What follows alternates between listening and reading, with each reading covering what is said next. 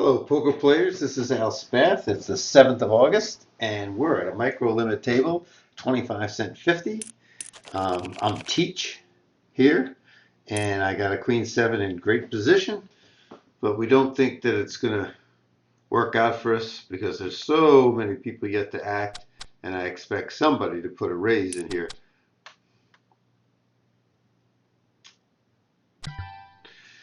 Some of you might say, well, it's 50 cents, Al, for $1.75. It's a little over 3.5 to 1. Why wouldn't you get in there? You got good position.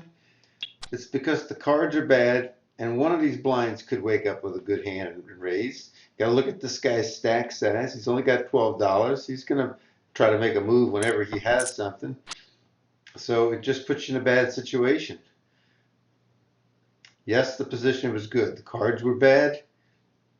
Didn't like small blind having a short stack. Stacks are important to me. I look around the table, I look at everybody, 26, 49. I look 55. Here's a guy that's been winning because you sit with 50. Here's 63. Here's a guy with 101. He's been winning. So those are the guys that are either playing good or getting lucky, 1 to 2, and I have to determine that.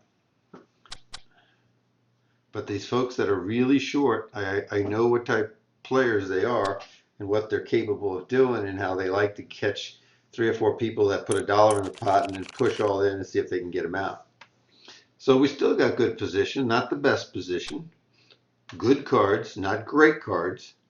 So we got to evaluate our hands every time. Now, there's an early raise to $1. Doesn't mean that he has much of anything.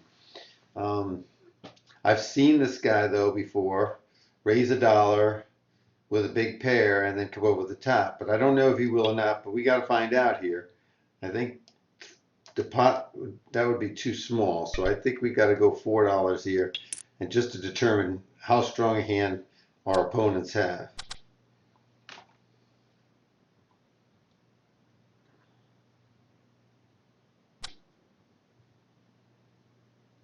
Now he's only got 25. He puts another $3 in here. He's committing quite a bit of his stack. So I have to understand that he might stick around. I would think he's got a mid pair, or he might even have a queen king. I don't know.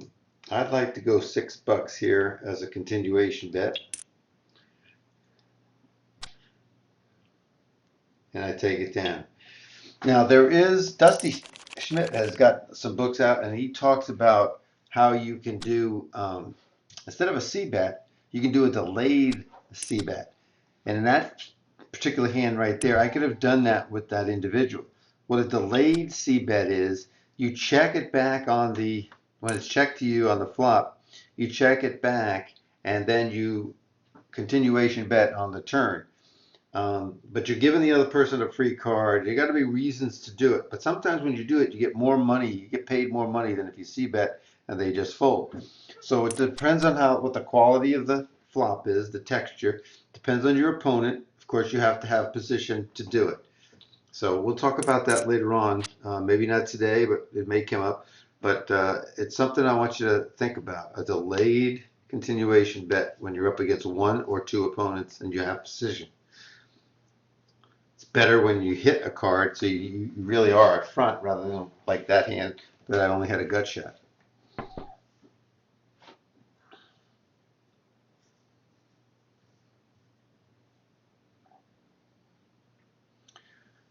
Johnny's in his pot. He's got $10 left. He's going to check it.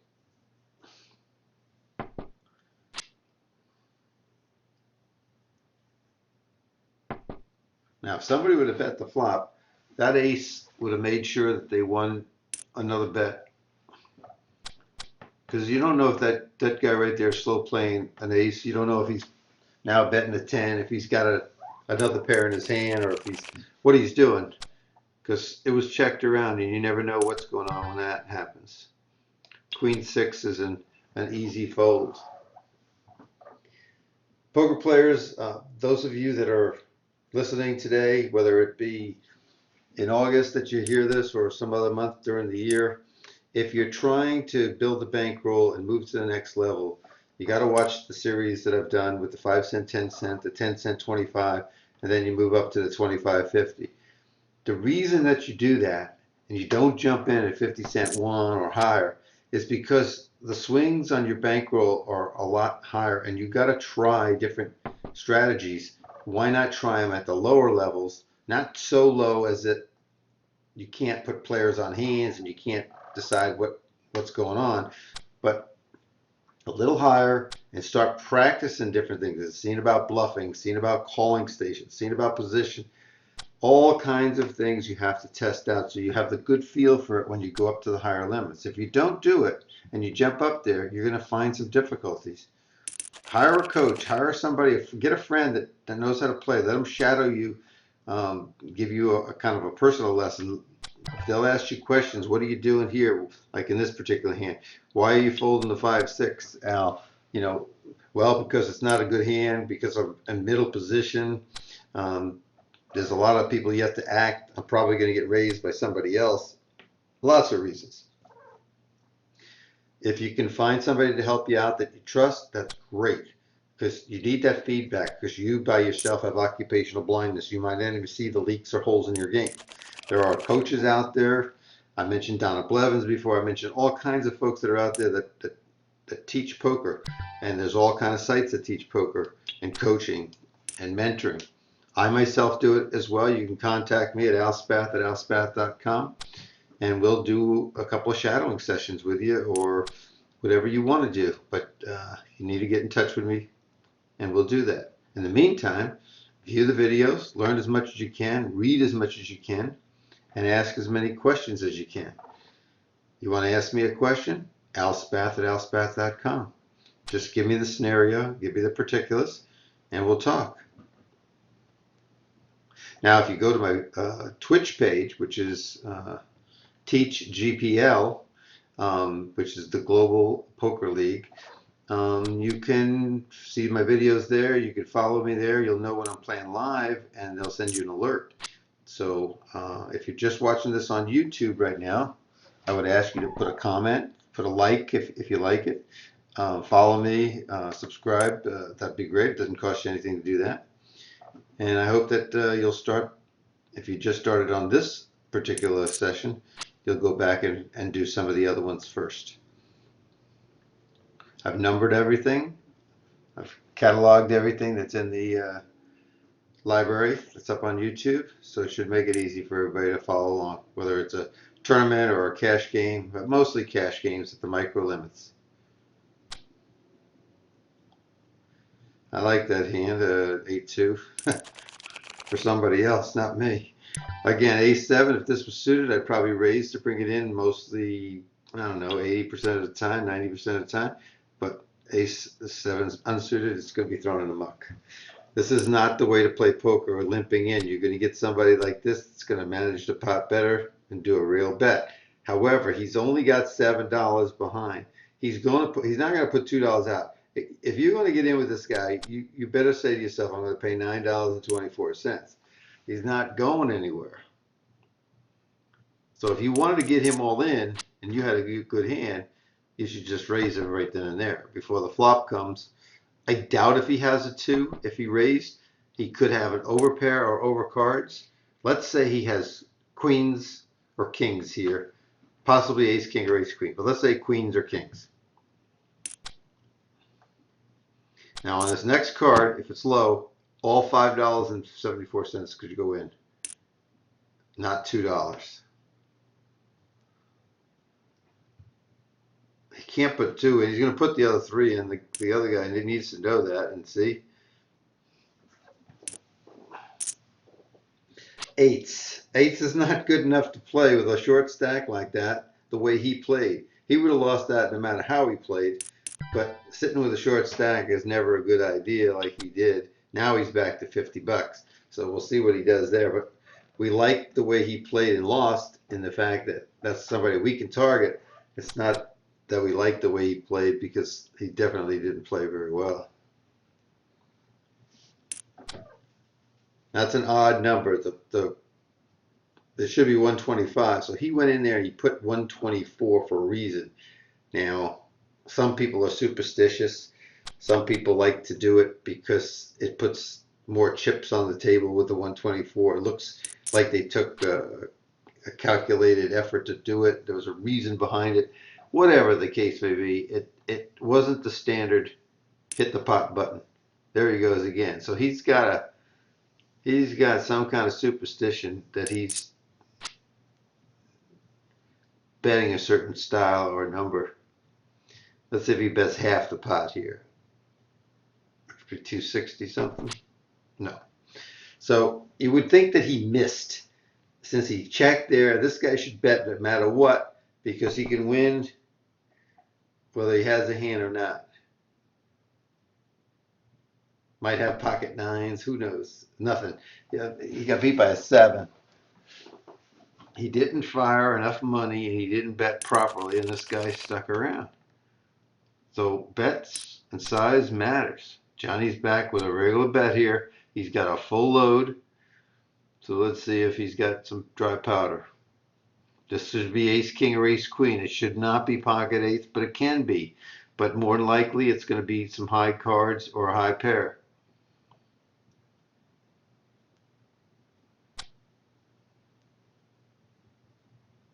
Jason Bourne up here.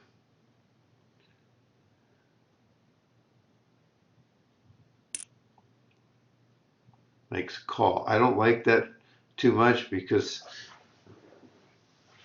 you're really not identifying or defining this guy's hand. If this raises a 4 and then he comes over the top, you know he's got the big hand. And if he just calls, you know he's looking for something to improve, like an ace king or ace queen or suited king queen or something like that. But he finds out nothing doing that. So now if he does have the big ace here, he should bet at least $3. He should not go 225. He's going to go the whole pot because the 2 spades. I can buy that.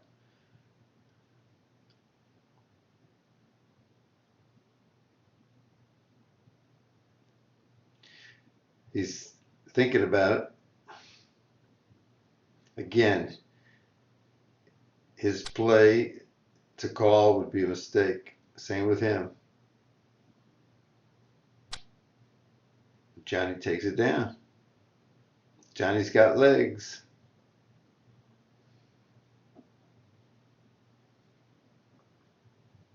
Little delay in the action here. Here we go.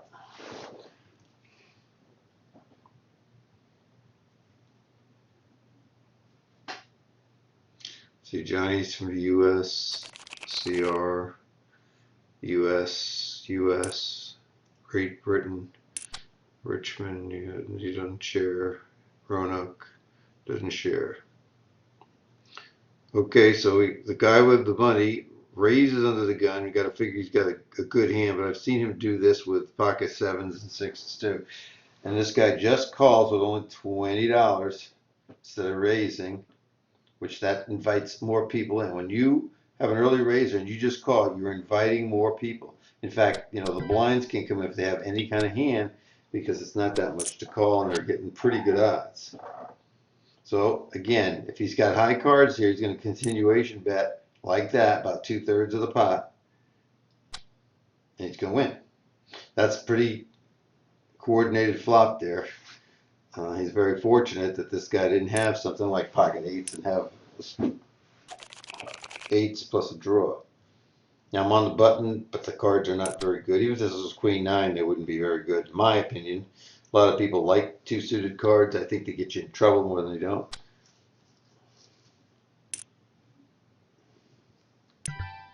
So we got some limpers, and then this guy makes it up for $1. You never know with these limpers. Some of these limpers with kings and queens and aces will limp and then hope somebody will come over the top and then they'll trap. I don't like the hand. I like the position, but it's not worth playing.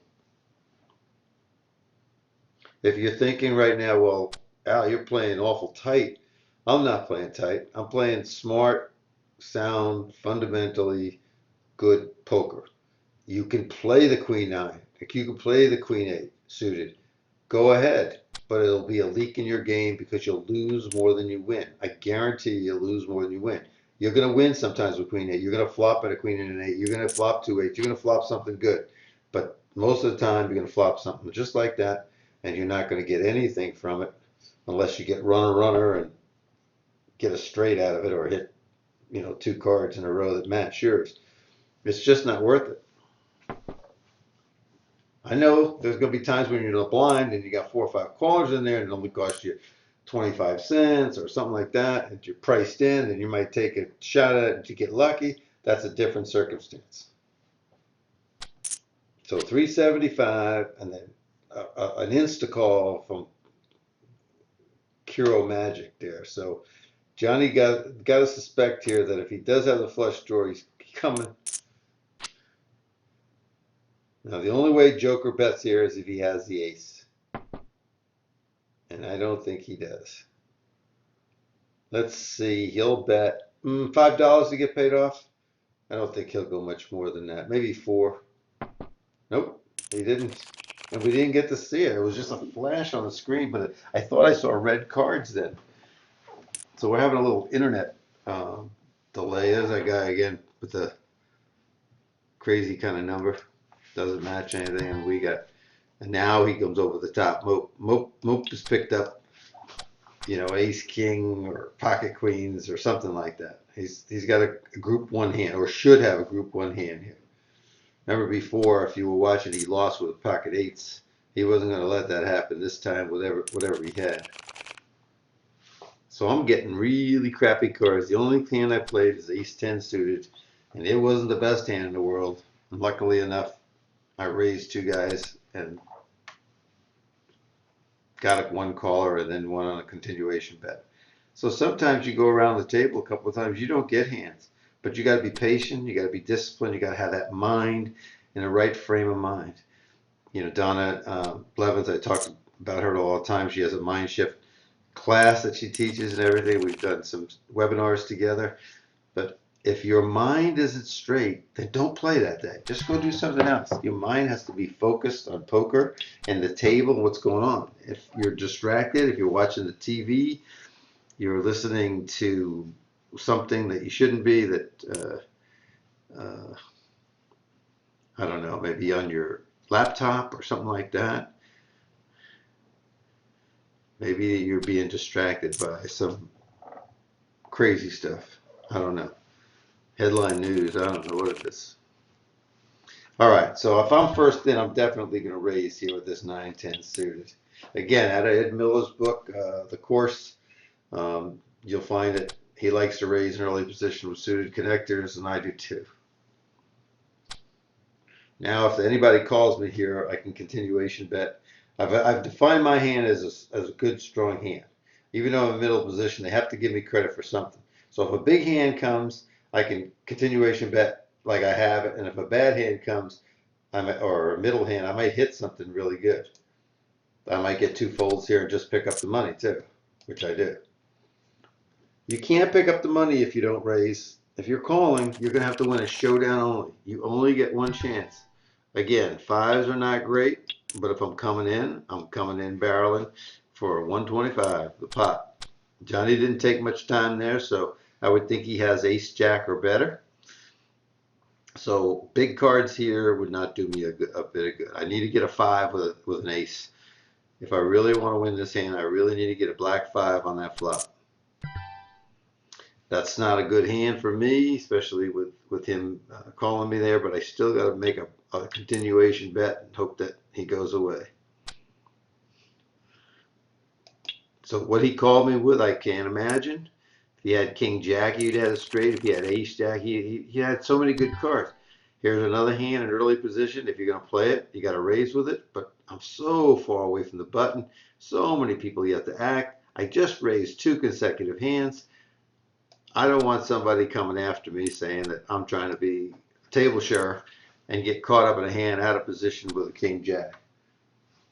It's not bad if you're in late position or something like that, or in the blinds, but early position, this is a hand that gets dominated. And a lot of you might be playing this in a tournament and you're thinking, well, I got 2 painted cards, I'm in great shape. That's not the truth. That's a lie. Don't tell yourself that lie. Don't let anybody else tell yourself that lie. How'd you like that flop if you had $4 or $3 in the pot? Not too good. 50 cents is not a legitimate bet. This guy's got $11, but he bet 50 cents into a 275 pot. He's just trying to see where he is, or he's trying to put some money in a pot, maybe get somebody else to do something. This is not legit. If I was over here and I had, for instance, ace queen, I would raise the whole entire pot. I raise 325. Make this guy commit the rest of his stack. Let's see what note I have on this guy. It's very rare that you get people that luck box dealer will go broke soon. So that's the type of player is. So that means that he's probably a calling station, as he just did, and he hopes to get some cards later in the hand.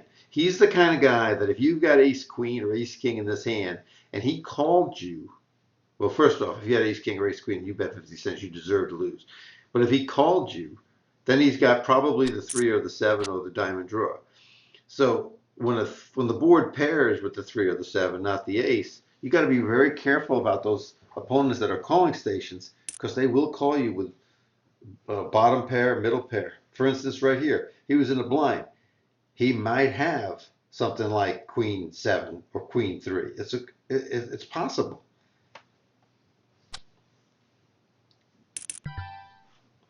Again, this hand, 2 painted cards, early position, right down the tubes. Get rid of it. There's a lot of players, and there's a lot of professional poker players will raise with that and play that hand there. I'm not telling you you can't. I'm telling you that if you do, you better have super skills post flop, and you better know how to get away from that hand, because it's a trouble hand.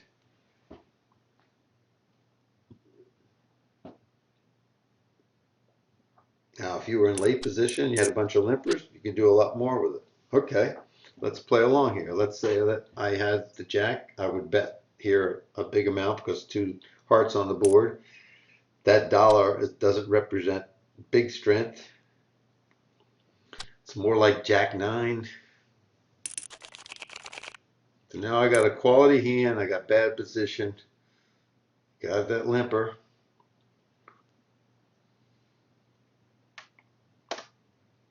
If somebody comes in early position, you got to be thinking about the ace, king, or ace, queen. This guy continues to do this. I'm going to raise him up for sure, but I think somebody else might beat me to the punch.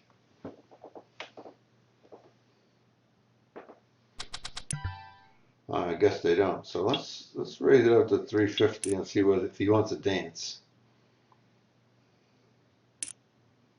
Johnny wants to dance, and he's under the gun, so he probably has a pair, or he got something pretty good there. So let's fire. Let's go with $5 here. See what Johnny wants to do. It's a little more than half. So Johnny hit it. So Johnny's got the king for sure, and I only got a draw for the jack. I got $5 in. It cost me another $9 to win what's in the pot, which is 28, and I don't have anything but a draw. So Johnny wins. And Al loses.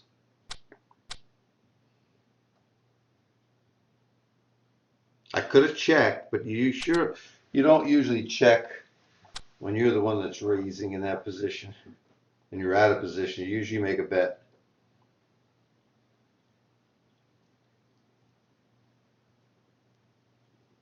So we got to get on our horse now. We're down, or I say we, because you guys are on my team. When you're watching this video, I'm down under $2, but I'm down. He should go. Yeah, I was gonna say he should raise down a quarter or something like that.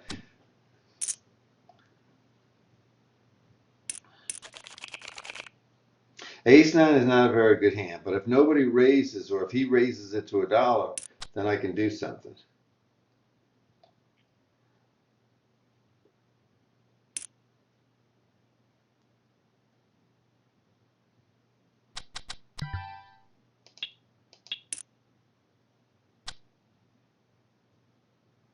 Again, I got to be careful of this guy pushing all in here. But he might push with pocket fours. So there's $2.75 I'm trying to win here.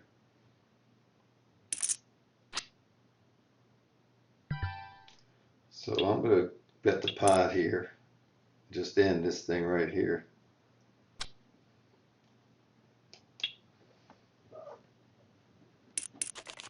I think if Mope would have hit something, he'd have bet into me. That's the reason I bet there. Okay, we got positive again. We're above the 50 mark.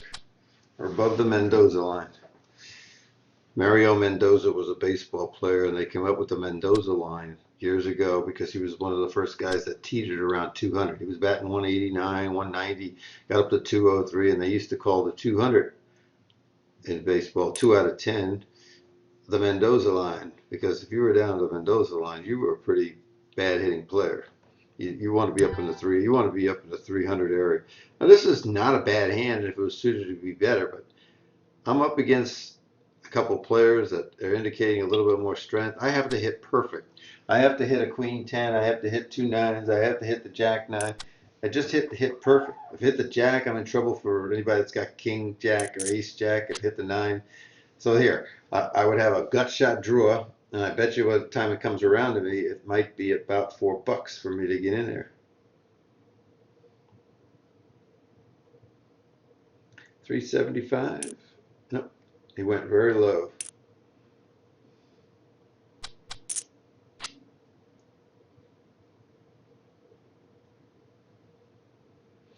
If he checks here, he's giving up on the hand. Okay, bet now.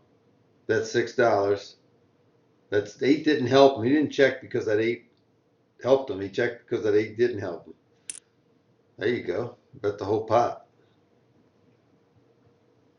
So if he's got ace queen or ace 10 here, cash quit, whatever, he should fold.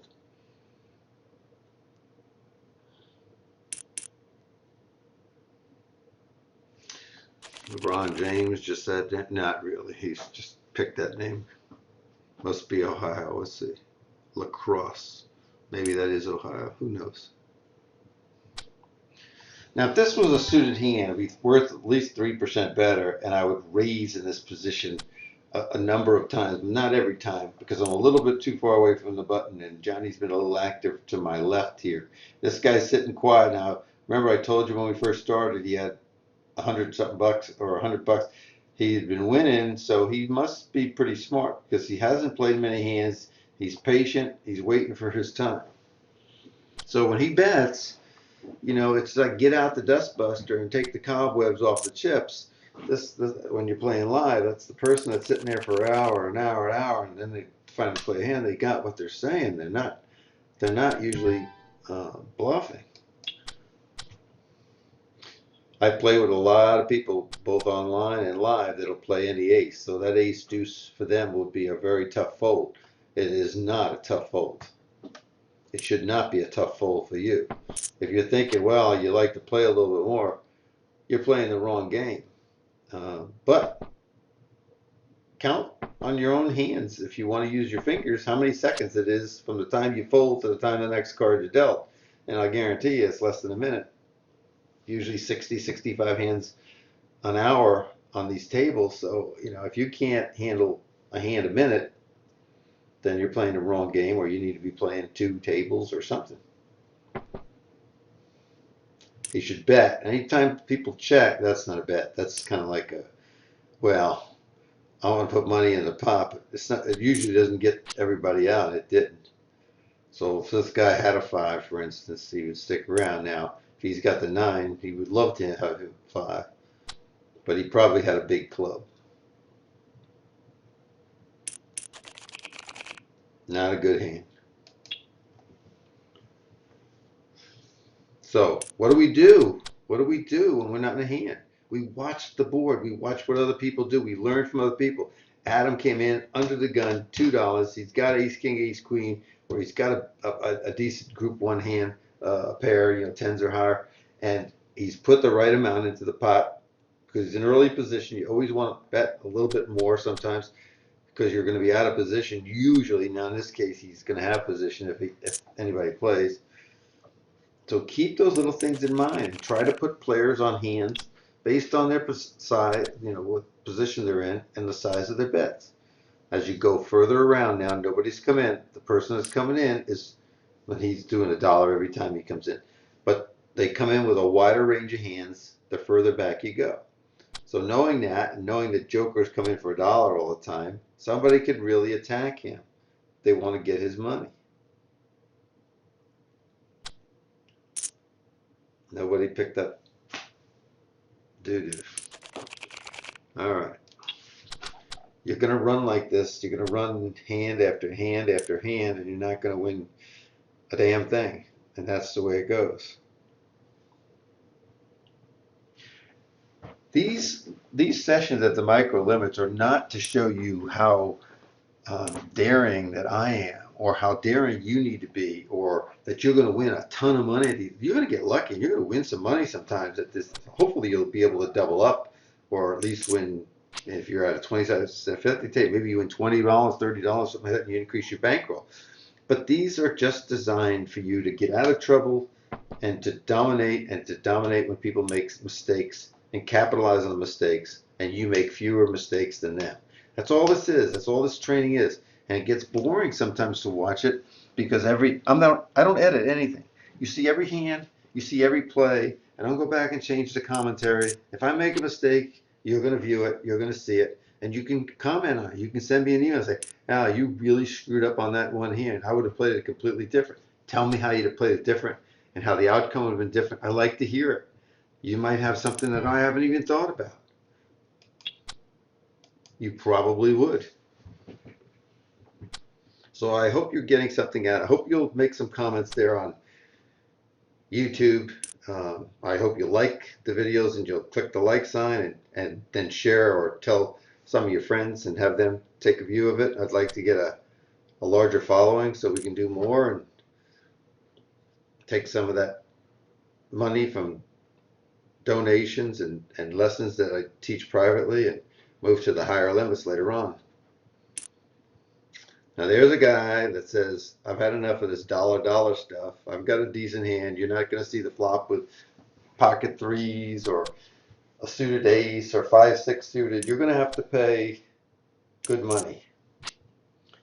And I would think that he's either got ace king, ace queen, or a big pair here. You might even have a set now. That's born Jason to most of you. Check. LeBron's going to check unless he hits something here. Okay, he says he hit something. If he's got ace jack, for instance, this guy's going to come over the top of him right here. If LeBron has ace jack, he's in trouble, I think, if this guy comes over the top. If he goes away, then he's got possibly pocket kings, and he doesn't like the fact that LeBron bet out with the ace sitting there. That could be very well, and that's what you can do sometimes. You hit an ace like that, you can come out betting, and the person that raised might have, in this case, kings. But if there was no queen there, you might have queens, you might have jacks, you may have any of those hands. So you pressure them. When you check, they take a liberty at firing again. You don't know really what they have. So you put a bet in, and if you take it down, fine. If they come over the top of you and you don't have a good hand, you got to release it. So I've got the flat tire here, the jack 4, and not going to put 50, even though this guy keeps doing it. I don't care if these guys come in. I'm out of position. It's not a good hand. Now think about this flop. You got 2 cards in the playing zone. When I talk about the playing zone, we'll talk about Broadway cards. You got two a flush. If I was in this hand and I hit the 4 and I was looking for a jack, that wouldn't be the card I want, because other people could have the ace queen and make a straight or something. So my card helps somebody else. Always look to see if the card you need could in fact help somebody else. This is going to be an easy fold here.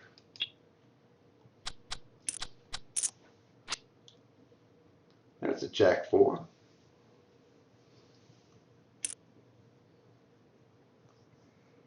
Sticking to his dollar bet.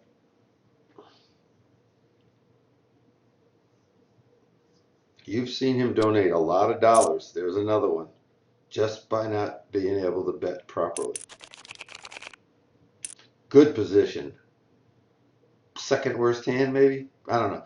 Most of you would say 7-2 and then 8, maybe 8-2 or 9-3.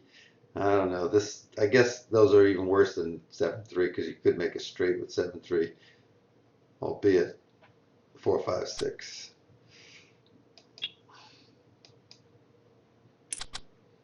Okay, blinds are starting to eat away at my small little profit here. I need a nice big hand. Let's go back and see what we've had this session. Have I had aces? No. Kings, queens, jacks, tens, nines, eights, sevens, six, five. Yes, fives, fours. No. Threes. No. Twos. No. Ace, king. No. Ace, queen. Yes. Ace, jack. No. Ace, ten. Yes. So I've had what? 3 hands in the whole thing. I did raise with a 9-10 suited and won that without doing anything else. But actually, the good hands, uh-oh, here we go. It's all going in. There's the king. There's the pair of the board he did. He lucked out and he got his win. If you remember, he's going to have to hit that one card on the end. He's got 10 outs, you know. He's got like 5 times 2. He's got, whew, very small percentage of winning. So this hand, I told you before, if you're in late position, this guy posted. So we're gonna make believe that he posted. He doesn't really have a good hand. He's not gonna wake up with good hands. So we're gonna raise, try to get him out and take away this position that they have. Oh, so he posted and then he called. So he does have a hand. He woke up with a hand. So now we know he's got a decent hand. Not good enough to re-raise us or raise us, and this guy's going to go 47 and ruin the whole parade. He's out of position. This is kings or aces, guaranteed. More like aces since I've got one king.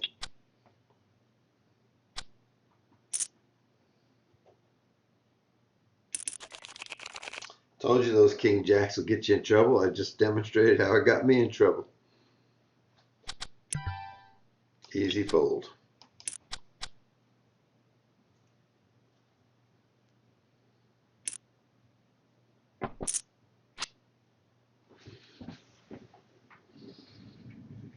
That's a very coordinated flop.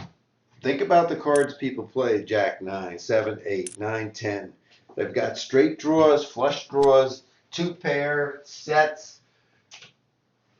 All kinds of things are possible with that type of board, and you have to figure it out. You know, what are people betting on here with the board being so coordinated like that? And there's the third heart.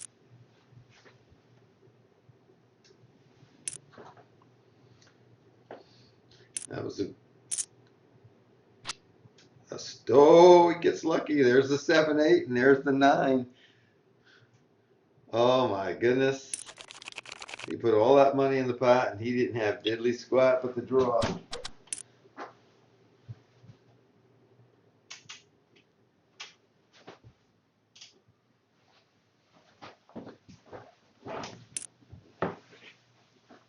So, you know, just because you're going up in stakes doesn't mean that the quality of play gets that good. I mean, that was pretty poor, but he got pretty lucky. He had 8 outs, and on the flop to catch the jack or to catch the 6. So 8 times 2 is 16%. So that's less than 20%. So it's easy to round it off like that. So that's 1 in 5 times he's going to win. Maximum 1 in 5. That's giving him the benefit of the doubt, a couple of percentages. And you have to think with all cards that are dealt to all these people at a big table like this, one of his 6s, one of his jacks was dead. So he probably had less outs. He probably was closer to 10% chance to win. So he won, you know, he was lucky. You don't really want to get all your money in the pot and have that lower percentage to draw to. In the chat, he said LeBron should have stayed in Miami. LeBron was the guy that was up there.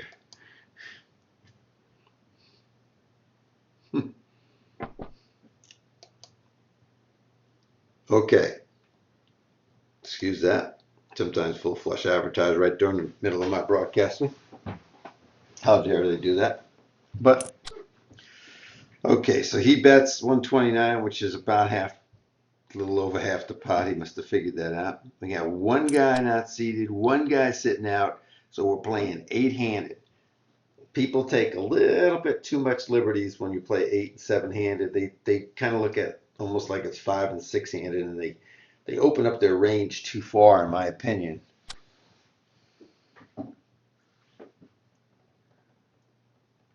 Let's see if Nittany goes push it all in if he had like the king of spades. He's in the blind. He's capable of having that three. If he checked right here, he might have a hand like ace three or 3-2, but he's going to bet it.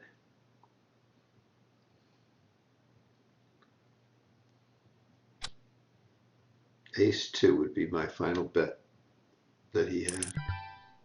So king jack, early position under the gun. I could raise with it or I could throw it away. It really needs to be thrown away at this table because we got the way we have these styles of play at the table right now. We got rid of the gentleman here a little while ago, but we still got Nittany doing some funny things, Joker funny things. He's still staying pretty quiet here. So is Bourne. He limped in. He could raise here, but it looks like he's just going to see a flop. Perfect king flop.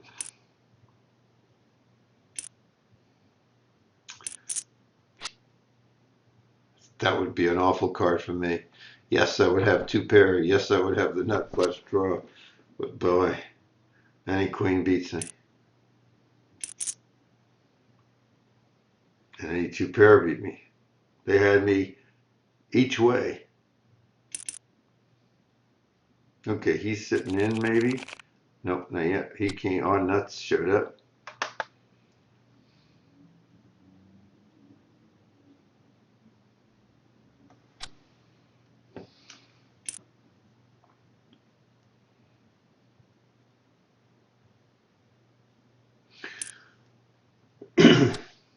Okay, here's the situation. I got lousy cards. I got great bad position.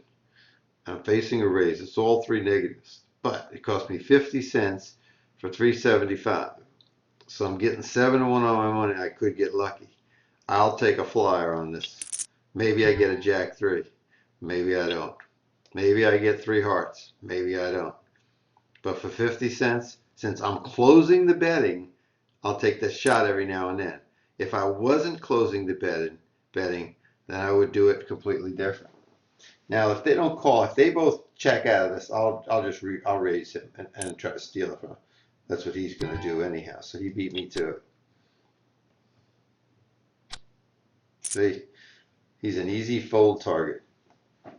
But I knew that going in. That was my game plan. As soon as the flop came, I just didn't need this guy to do what he's doing from Rhinebeck. Come on, nuts. I saw that ace come flying across. I was hoping it would be two of them, but it wasn't. Now, if he comes in for a raise, you better believe he's got a good hand in early position because he hasn't done anything. But I think he's folding here. He goes $2 every time on the button. We're going to go $4.50 here.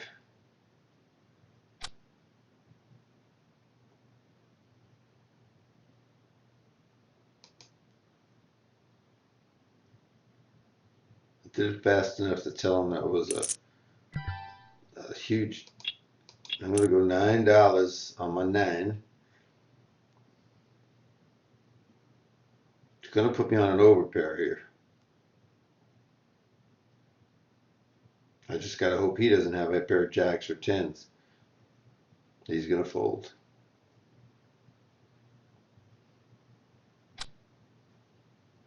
Thank you. I've been watching him attack me each and every time for $2 when I was small and this guy was big. So I waited and I knew that the $2 just represented a steal. It really wasn't representing a hand.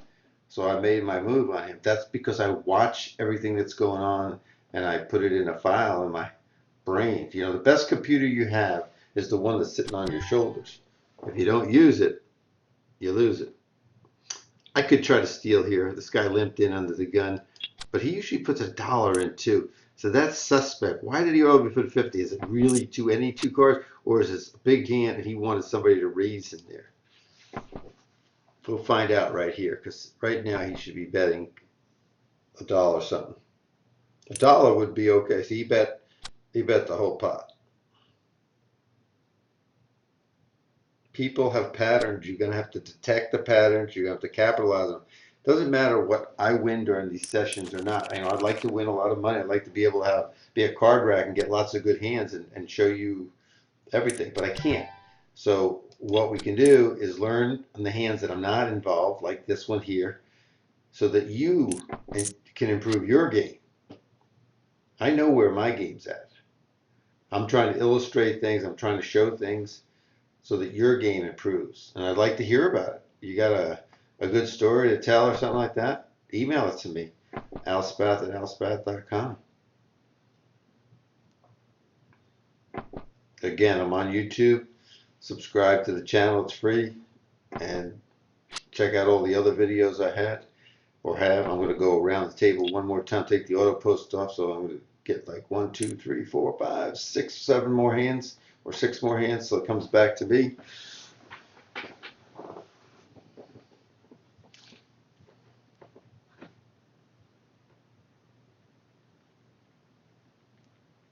When you win, you win. If you learn, you learn.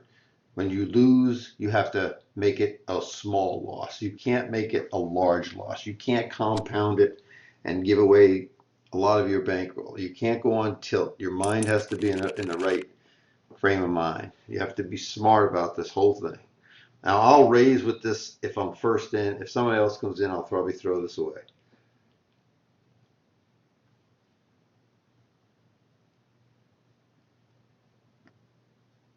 So in other words, as soon as I get my cards, I know what my game plan is. If it's raised over me, I'm going to throw it away. I'm not calling somebody with the queen 10. I have to get lucky. Now that I got 2, maybe 3 opponents in, I have to get very lucky. That's not getting lucky hitting the queen here, especially with the diamonds. But I got to bet it. I got to make it like, oh, I don't care about the diamonds. This guy is going to worry about it.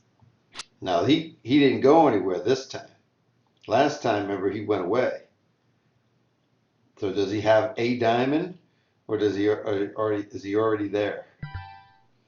Got to find out. We'll go $5 here. Oh, let's go $6. 2/3 of the pot.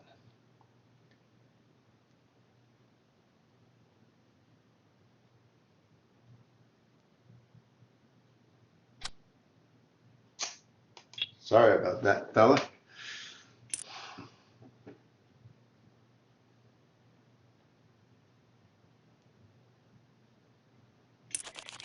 This guy waited a whole round to put his money in. I've seen him play before, and he likes to limp in early position with pairs and come over the top. But he waited a whole round. He wanted to see what the table was doing.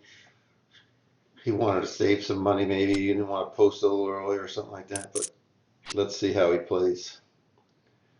If he checks, the other guy should bet automatically. Boom. It's heads up. You just want your opponent checks, bet. If they stay, they're going to stay. But you got to bet because you're going to pick up more than 50% of the pots when they check.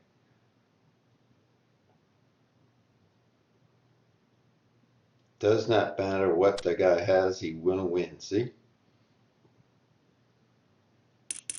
You want a good exercise to do when you're at home is take a post-it note and put it over your cards and your name. Maybe get 2 or 3 post-it notes so you can't see through it. Don't see your cards and watch the other people bet, and then based on their betting, decide whether or not you want to put in a bigger bet to steal, or not even worrying about your cards, just your position and the bet sizes of your opponents. Try it sometime. Scott Fishman was the first person I ever seen do that. He used to do that back when he had a site called, I think it was called a Fish Tank. And he used to be on TV a lot back in the day, but haven't seen him in quite quite a few years. He may still be around, but that was, I don't know if he learned it from somebody else or not, but it was a great little home study assignment that you could do for yourself. Now, if I called or if I raised, in this hand, and I hadn't seen the queen two that I had, once the other person makes that bet like that, I got to figure that they've got a really dynamite hand. So that's a terrible hand by Bourne. Oh, and he gets super lucky on the end. Oh my God. 2 outer times 2%. That's a 4% chance he's going to win that hand. 4%, folks. Only 4%. 96% of the time he's going to lose. That's incredible. So we're coming up. We got 2 more hands to go. I'm only up about $8.50 for the session, but I didn't lose anything. But most of all, I hope that you gained a lot more seeing the skills and experience put to good use, what you should do, what you shouldn't do. Money saved is money earned. Think of it that way. Money saved is money earned. It's always better to go eat dinner after you won a session or you banked a good win. It's always miserable. It's hard to get that taste out of your mouth when you go eat and you've lost. Try to go away a winner. Don't give it back. Continue to build the bankroll. We continued to build the bankroll at least $8 today, or in this one session.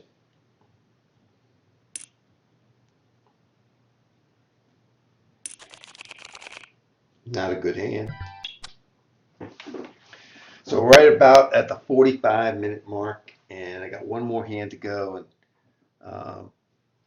I appreciate, really do, you taking the time to view these videos and to share them. Tell some of your friends to not only subscribe and follow, be here at YouTube or at Twitch or both. I thank you. I thank you very much. It's an honor to have you listen in and learn. And again, if there's something that I said that is misleading, if there's something I said that you disagree with, or something I said that you said to yourself, I never thought of it that way, let me know. Spath at alspath.com. It's real easy. ALSPATH at alspath.com. All right. My aloha hand is real easy to fold, so I will just sit out and take my 867 to the bank. And I duly thank you all. This is Al Spath on the 7th of August, signing off. Thank you very much.